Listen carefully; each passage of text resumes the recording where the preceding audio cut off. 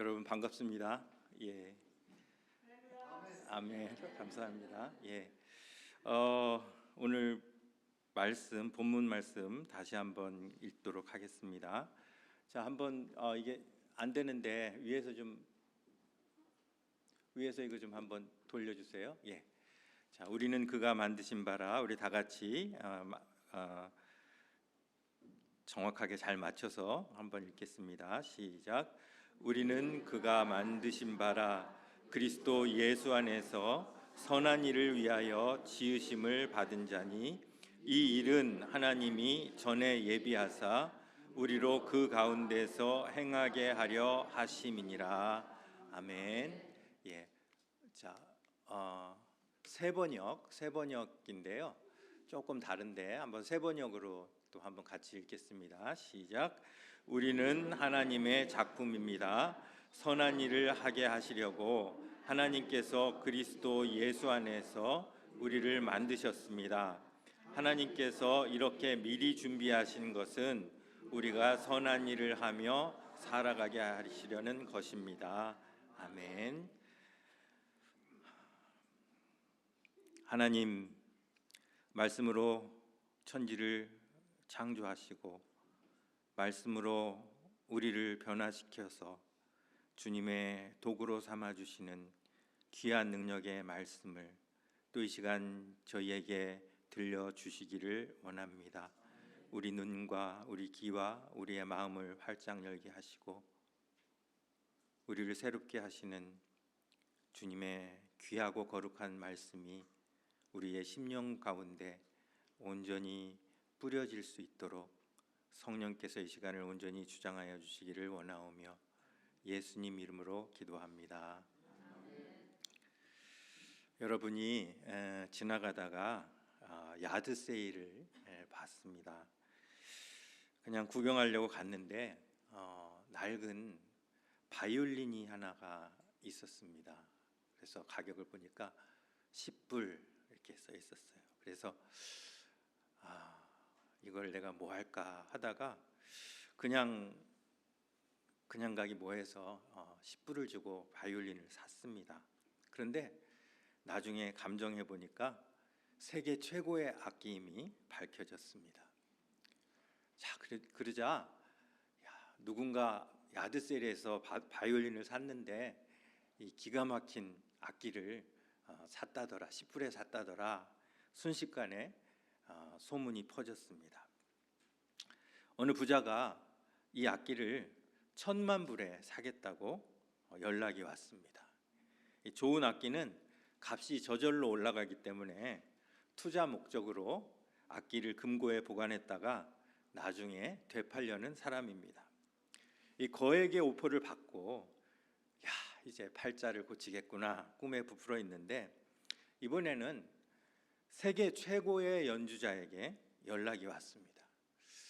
자기가 가진 돈이 없지만 악기를 무상으로 주면 많은 영혼을 울리는 음악을 선사하겠다는 겁니다.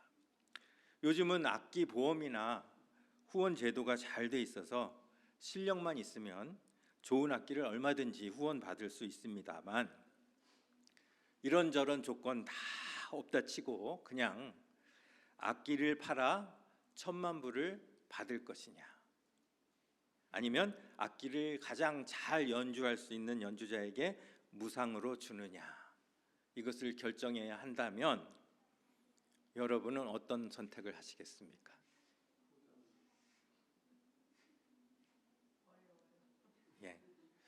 예, 우리 이 집사님은 후자라고 말씀하셨는데 제가 말씀 안 하셔도 다 압니다. 우리 다 같은 마음인 거 압니다. 아리스토텔레스에 의하면 이런 상황에서 가장 정의로운 결정은 악기를 이용해서 부를 얻는 것보다 악기가 최고 연주자의 손에 가게 하는 것이라고 합니다. 왜요? 왜 그럴까요? 악기가 만들어진 이유가 목적이 그렇다는 것입니다. 악기가 만들어진 목적은 음악을 연주하는 것이지 돈을 벌거나 투자가 아닙니다. 악기의 가치는 낼 수 있는 가장 좋은 소리를 낼 때 부여되는 것이지, 금고 안에서 아무 소리도 내지 못한다면 아무리 가격이 매년 올라간다 해도 악기로서의 진정한 가치를 부여할 수 없다는 것이지요. 당장 돈은 손해 보는 것 같지만 그 악기가 만들어내는 아름다운 음악을 통해 많은 영혼이 치유를 받는다면 돈으로 따질 수 없는 가치가 생기게 될 것입니다. 이제 여러분 마음이 조금 아까랑 좀 달라지셨죠? 근데 사실 달라지기가 쉽지는 않습니다. 자, 책이 만들어진 목적은 읽히기 위함이죠. 그렇지만 책이 꼭 읽히는 용도로만 사용되지는 않습니다. 장식용으로 책장을 채우는데, 또 어떤 때는 냄비 받침으로, 혹은 문을 고정하는데, 또 젊을 때는 여자를 만나러 갈 때 읽지도 않는 책을 꼭 한 권씩 끼고 나가기도 했습니다. 하지만 책이 아무리 유용해도 읽히는 것보다 더 가치 있는 용도는 없다는 것이죠. 모든 물건에는 만들어진 목적이 있고 그 목적대로 사용될 때 가장 가치 있고 정의롭다는 것입니다. 그렇다면 교회가 만들어진 목적은 무엇일까요? 오늘 우리가 읽은 에베소서 2장 10절은 교회의 목적을 가장 잘 설명하는 구절 가운데 하나입니다. 자, 다시 한번 읽으면서 읽고 난 다음에 여러분들 대답해 주세요. 시작. 우리는 그가 만드신 바라 그리스도 예수 안에서 선한 일을 위하여 지으심을 받은 자니, 이 일은 하나님이 전에 예비하사 우리로 그 가운데서 행하게 하려 하심이니라. 교회가 만들어진 목적이 뭐라고요? 여러분들 장학금을 다 받으실 만큼 잘 이해를 하셨습니다. 교회가 가장 교회다울 때, 성도가 가장 성도다울 때는 선한 일을 할 때입니다. 교회가 커지고 건물도 커지고 성도 수가 많아지는 것에 교회의 가치가 있는 것이 아니라 얼마나 선한 일을 하느냐에 따라 교회의 가치가 결정된다는 것이지요. 자, 그렇다면 선한 일은 무엇일까요? 선한 일이 무엇이죠?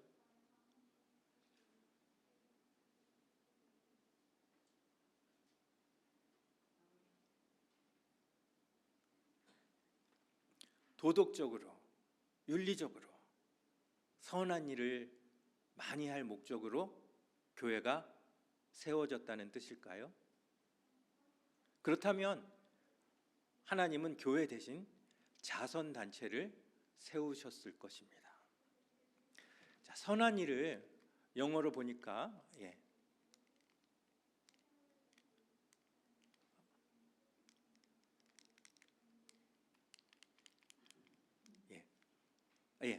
아니에요. 뒤로 돌아가 주세요. 선한 일을 영어로 보니까 뭡니까? Good works. Good works. 그런데 이 good works는 하나님이 천지를 창조하실 때 사용하셨던 표현이에요. 하나님께서 첫째 날 빛을 만드시고 둘째 날 궁창을 만드시고 피조물을 만드실 때마다 그것을 보시고 하신 말씀이 뭡니까? 보시기에 좋았더라. 영어로는 이것 좀 돌려주세요. 죄송합니다. 하나 더 보시기에 좋았더라. 영어로는 It was good. It was good. 혹은 good job이라는 뜻이에요. good job. 하나님의 천지 창조의 행위가 선한 일이었다는 것입니다. 그리고 여섯째 날 무엇을 만드셨죠? 사람을 만드시고 그 다음에 하나님 뭐라고 말씀하세요? 뭐라고 말씀하세요? 예, 보시기에 심히 좋았더라. 영어로는 It was very good. 자, 한번 해볼까요? 보시기에 심히 좋았더라. 예, 이거는 별로 감정이 안 들어갔어요. 우리 고개를 흔들면서 보시기에 심히 좋았더라. 시작. 보시기에 심히 좋았더라. 예. 에베소서 2장 10절에서 이야기하는 이 선한 일은 이것과 연관을 지어서 보아야 한다는 것이죠. 그러면 우리도 뭔가 창조적인 일을 하라는 것일까요? 선한 일은 하나님께서 천지를 창조하셨을 때 목적하셨던 일을 의미합니다. 하나님은 왜 사람에게만 심히 좋았더라라고 하셨을까요? 자연 만물 가운데 유일하게 하나님의 형상으로 지음받은 존재이기 때문이죠. 다시 말하면 하나님은 사람에게만 선한 일을 할 수 있는 자질과 능력을 주셨다는 것입니다. 하나님은 왜 사람에게만 생육하고 번성하라고 하셨을까요?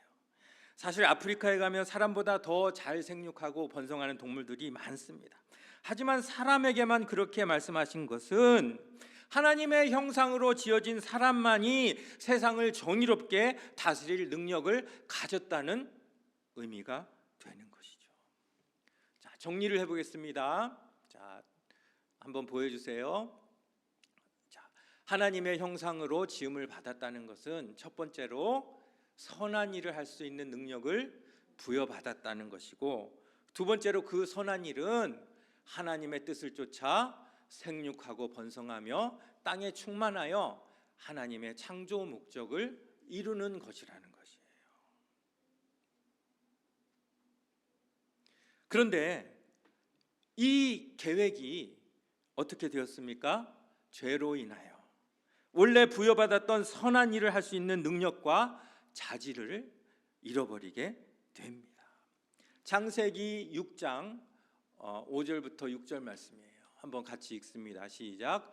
여호와께서 사람의 죄악이 세상에 가득함과 그의 마음으로 생각하는 모든 계획이 항상 악할 뿐임을 보시고 땅 위에 사람 지으셨음을 한탄하사 마음에 근심하시고.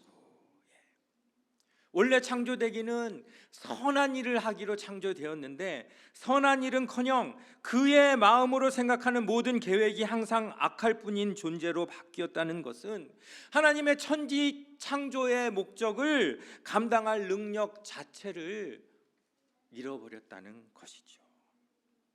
그걸 보신 하나님 어떻게 하셨다고 했어요? 땅 위에 사람 지으셨음을 어떻게 하셨다고요? 한탄하시고 마음에 근심하셨습니다. 무슨 뜻입니까? 여러분들 한국에서 오셨으니까 아마 한국의 입시 제도를 잘 아실 거예요. 대학을 가려면 무슨 시험을 봅니까? 수능을 보죠. 그런데 수능 보기 전에 학교에서 매달 무엇을 봅니까? 모의고사를 봐요. 모의고사를 봤다 하면은 전국 1등만 하던 아들이 있어요. 그 아들은 그냥 문제없이 서울 의대를 갈 거라고 생각을 했어요. 그런데 막상 수능 시험에서 실수를 했어요. 그래서 서울 의대를 떨어졌어요. 자, 그러면 부모 마음이 어떻겠습니까? 상황은 안타깝지만 1년 재수하면 문제없이 원하는 대학에 갈 수 있기 때문에 부모는 격려하며 소망을 가집니다. 그런데 이 아이가 뇌를 다쳤습니다. 그래서 능력과 자질 자체를 잃어버렸어요. 1년이 아니라 30년을 재수를 해도 가능성이 없다면 부모가 느끼는 감정은 매우 다를 것입니다. 창세기 6장에서 나오는 하나님의 한탄이 바로 이런 것입니다. 잠깐 실수로 1년 재수하면 회복될 자질이 아니라 선한 일을 할 자질과 능력 자체를 아예 잃어버린 인간의 모습을 보셨기 때문에 하나님은 땅 위에 사람 지으셨음을 한탄하사 마음에 근심하셨다는 것입니다. 창조하실 때는 It was very good 이었지만 죄 때문에 하나님은 한탄과 근심으로 바꾸신 것입니다. 단순한 실수가 아니라 능력 자체, 본질 자체가 바뀌고 창조 목적이 실현될 가능성 자체가 없어졌습니다. 무엇의 결과요? 죄의 결과. 죄가 이렇게 무섭습니다.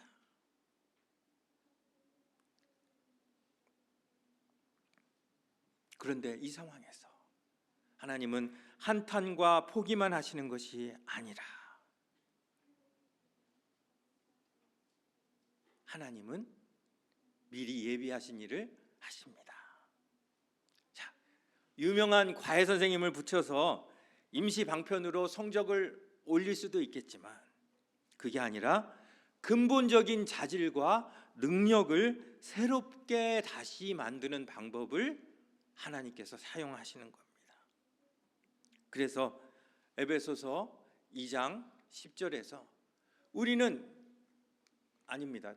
다시 돌려주세요. 예. 우리는 그가 만드신 바라 자질과 능력을 상실한 사람을 새 사람으로 다시 만드는 겁니다. 그냥 잠깐 실수해서 잠깐 임시 방편으로 과외 선생 붙여서 성적을 올리는 것이 아니라 인간을 다시 만들어서 선한 일을 할 자질과 능력 자체를 다시 부여하신 것, 그것을 그가 만드신 바. 그리고 새 번역으로는 뭐라고 해요? 우리는 하나님의 작품입니다. 아닙니다. 그대로 스테이 해주세요. 우리는 하나님의 작품입니다.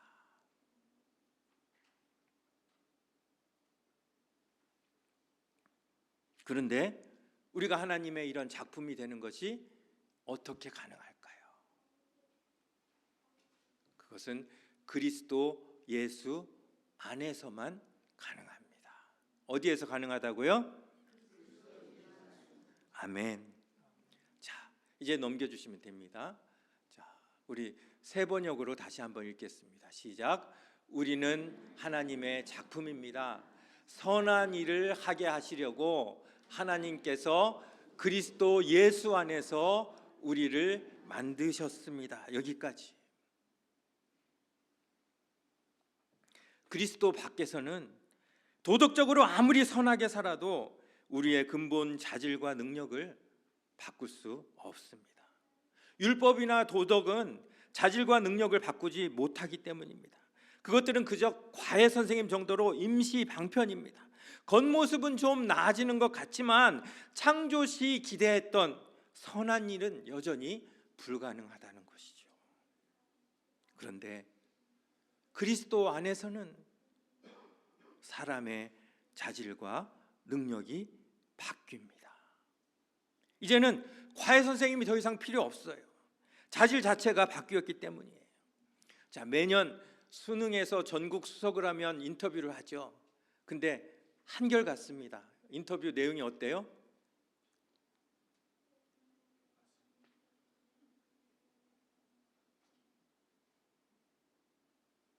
예, 뭐 학원이나 과외 같은 거는 전혀 하지 않았고 잠도 충분히 잤고 학교 수업, 교과서 위주로 충실히 했다. 똑같아요. 다시 말하면 전국 1등을 할 수 있었던 것은 공부 방법이나 과외 선생이 특별해서가 아니라 그들의 자질 때문이라는 거예요. 그들의 능력이 그렇다는 거예요. 하나님이 창조시 주셨던 자질이 이랬다는 거예요. 그런데 범죄로 말미암아 인간이 그것을 잃어버렸고 그런 인간을 하나님이 포기하지 않고 그리스도를 통해 새롭게 회복시켜 주셨습니다. 그것이 우리는 그가 만드신 바의 의미입니다. 창세기 6장에서 노아 사건에서 우리는 하나님의 재창조의 의지를 볼 수 있습니다. 선한 일 할 능력 자체를 잃어버린 사람들을 홍수로 다 멸망시키시고 하나님을 경외하는 온전한 노아를 통해 인류의 재창조를 시도하신 것입니다. 그래서 인류는 아담의 후손이지만 엄밀한 의미에서 노아의 후손이기도 합니다. 하지만 노아를 통한 재창조는 완전하지 못했습니다. 홍수 이후에 노아 자신도 곧바로 술에 취했고 아들 함도 범죄합니다. 자, 이것은 무슨 의미입니까? 행위 자체가 죄였다기보다는 그들의 자질 자체가 여전히 바뀌지 않았다는 것이. 자질 자체가 바뀌지 않으면 아무리 학원을 바꾸고 좋은 선생님을 붙여도 소용없는 것처럼 노아의 홍수가 100번 일어났다 할지라도 인간이 선한 일을 회복할 수 있는 능력은 안 생긴다는 거예요. 그렇기 때문에 우리에게는 누가 필요할까요? 예수 그리스도가 필요한 것입니다.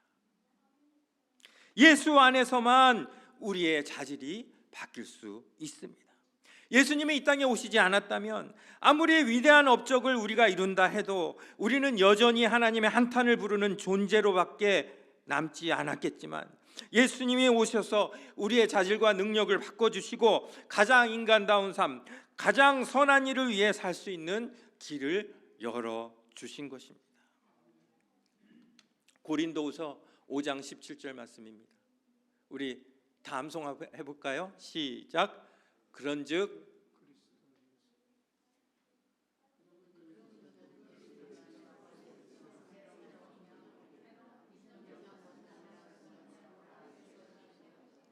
아멘. 도덕적인 겉모습을 이야기하는 게 아니에요. 시험 몇 개 더 맞은 걸 이야기하는 게 아니에요.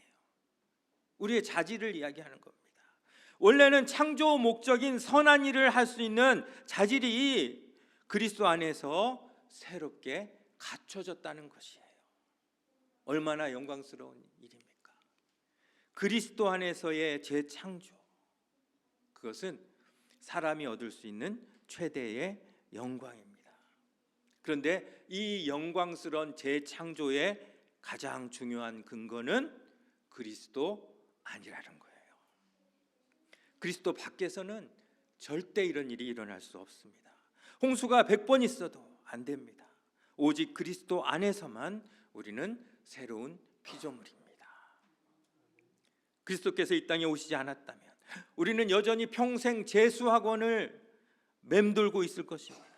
하지만 그리스도께서 오심으로 인해 우리의 자질 자체가 바뀌고 새 것으로 창조되었습니다. 에베소서 2장 10절은 이렇게 이야기합니다.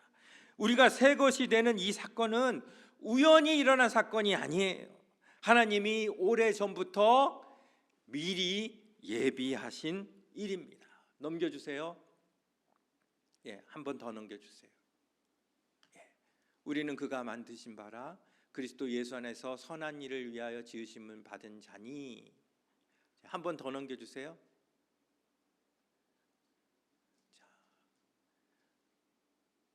이 일은 하나님이 전에 예비하사 우리로 그 가운데서 행하게 하려 하심이라. 하나님이 오래전부터 이 일을 예비하시고 예비하셔서 우리에게 이렇게 귀한 선물을 주신 것입니다. 영어로는 workmanship, masterpiece. 어떻게 우리 같은 사람이 마스터피스가 될 수 있습니까? 오직 그리스도 아니기 때문에 가능한 일입니다. 그러므로 우리는 새 것이 되었다는 그 사실에만 만족하고 머물러 있으면 안 되겠죠. 새 것이 된 이유와 목적이 있기 때문입니다. 우리를 새롭게 만드신 이유는 처음 창조 목적과 동일합니다. 선한 일입니다. 사람들은 대개 구원을 받았느냐 못 받았느냐에만 관심이 있습니다. 그래서 죽기 직전에 구원받은 사람을 가장 행운하다 이렇게 이야기를 합니다. 하지만 그것만큼 부끄러운 구원이 없습니다. 인간의 가장 영광스러운 일, 선한 일의 기회 자체를 가져보지 못했기 때문입니다. 하나님이 사람을 천국에서 살도록 하시기 위하여 우리를 구원하셨다면 이 땅에 우리를 창조하실 이유가 없습니다. 그냥 천국에다가 사람을 만들어 놓으시면 됩니다. 하나님이 이 땅에 사람을 창조하신 목적은 첫째도 둘째도 선한 일입니다. 예수를 보내신 이 이유도 마찬가지예요. 천국에 사람이 없어서 예수를 보내서 구원하게 하시고 천국에 사람을, 백성을 모으기 위해서가 아니라 구원받은, 예수 그리스도 안에서 구원받은 사람을 이 땅 위에서 선한 일을 할 수 있도록 새 사람을 창조하여서 선한 일을 하도록 하나님께서 우리를 구원해 주셨다는 사실입니다. 이제 말씀을 정리합니다. 예수를 믿는다는 것은 그저 죽은 후에 천국 가기 위함도 아니고 마음의 평안을 얻기 위함도 아니고 땅에서 복받고 잘 먹고 잘 살기 위함도 아닙니다. 예수를 믿는다는 것은 그리스도 안에서 새 것으로 변화하여 선한 일을 하며 살겠다는 결단입니다. 돈 때문에 바이올린을 부자에게 넘기려던 사람이 악기의 목적을 깨닫고 최고의 연주자에게 무상증여하기로 마음을 바꾸는 것처럼 가치관과 삶의 목적이 완전히 바뀌는 사건이 예수를 믿는 사건입니다. 그리스도를 만나기 전의 성품과 배경과 자질 등은 아무 소용이 없습니다. 그래봤자 어차피 우리는 아버지의 한탄을 불러일으키는 존재밖에 되지 않아요. 그리스도 밖에 있는 종교나 윤리나 도덕이 아무리 좋아 보여도 그것들은 우리를 변화시킬 수 없어요. 임시 방편의 과외 선생님이고 그저 포장일 뿐이에요. 우리의 자질 자체를 원래대로 바꿀 수 있는 유일한 길은 예수 그리스도밖에 없다는 것입니다. 그렇게 예수 그리스도 안에서 만드신 새 사람들이 모인 곳이 교회입니다. 그렇다면 교회의 목적은 분명합니다. 교회의 목적이 뭡니까? 선한 일이에요. 눈에 보이는 도덕적 선행이 아니라 그리스도 안에서 변화되어 하나님께서 창조하실 때 부여하셨던 하나님의 형상을 되찾은 사람이 행하는 모든 일이 선한 일입니다. 아침에 일어나서 커피 한 잔 마시는 것, 차를 타고 운전해 가는 것, 사업터에서 손님을 맞는 것, 모든 것이 선한 일이 되는 것입니다. 선한 일은 어떤 행위보다 속사람의 변화입니다. 이 목적을 잊어버리면 교회는 방황할 수밖에 없습니다. 천만 부를 포기하고라도 한 영혼이 새 사람으로 재창조되는데 교회가 집중해야 되는 이유입니다. 하나님이 천지를 창조하셨을 때, 사람을 창조하셨을 때 보시기에 심히 좋았더라. 그런데 이제 예수 그리스도 안에서 한 사람이 새 사람으로 변할 때 하나님 뭐라고 하실까요? 심히 좋았더라.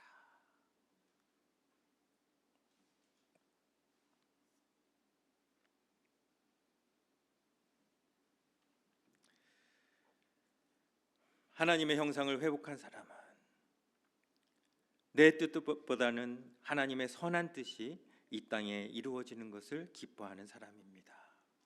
내 나라보다 하나님의 나라가 내 마음에 임하는 것을 기뻐하는 사람입니다. 나보다 어린 목사님의 말씀을 순종하는 이유가 뭡니까? 내 뜻보다 하나님의 뜻, 하나님의 나라가 먼저이기 때문이죠. 내 뜻을 고집하는 사람이라면 그 뜻이 아무리 윤리적 도덕적으로 칭찬받을 일이라 해도 그 사람은 새 사람이라고 할 수 없습니다. 여러분이 나는 그리스도 안에 있는가? 그리스도 밖에 있는가? 나는 새 사람인가 아닌가 점검해 볼 수 있는 방법이 뭘까요? 나는 하나님의 나라를 위하여 내 뜻을 기꺼이 포기할 수 있는가? 우리 창립 4주년을 맞으신 우리 주안교회 성도들과 우리 목사님 진심으로 축하드리며 축복합니다. 예, 남들은 다 교회 문을 닫는다는 이 코로나 시기에 창립된 주안교회, 우리 성도들과 목사님이 함께 그동안 이루어내신 많은 부흥과 발전에 대해 참으로 큰 감동을 받습니다. 얼마 전에 전에 알던 장로님께서 목사님 교회 좀 어떠세요? 부흥 좀 합니까? 그래서 제가 뭐라고 대답했는지 알아요? 요새 부흥하는 교회 없습니다, 장로님. 이렇게 말씀드렸어요. 교인 안 잃고 그냥 유지하고 있으면 선방하는 겁니다, 장로님. 이렇게 말씀을 드렸는데 우리 주안교회는 특별한 것 같아요. 너무너무 감사해요.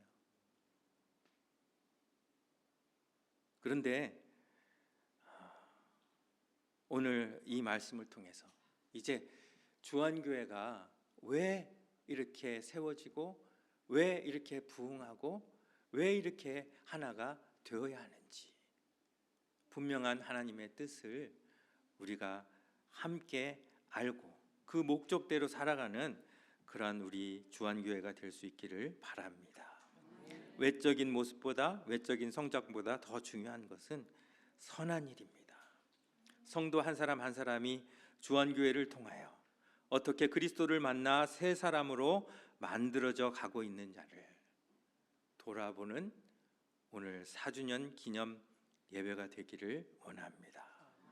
여러분은 지난 4년 동안 주안교회를 통하여 얼마나 하나님의 형상을 회복했으며 얼마나 선한 일을 사모하며 살고 있는지, 여러분은 그리스도 밖에 있는 사람과 얼마나 구별된 삶을 살고 있는지, 바라기는 주안교회를 통하여 하나님의 형상을 회복하는 영혼들이 더욱 많아지게 하시고 하나님께서 보시기에 심히 좋았더라라고 하실 일들이 이 주안교회에 더욱 많아지기를 간절히 바랍니다. 그리고 여러분들이 그렇게 변화되어 선한 일을 위하여 힘을 합해내는 그 소리가 이 지역사회를 능력 있게 울리는 귀한 은혜를 주안교회를 위하여 축복하며 간구합니다. 기도하겠습니다.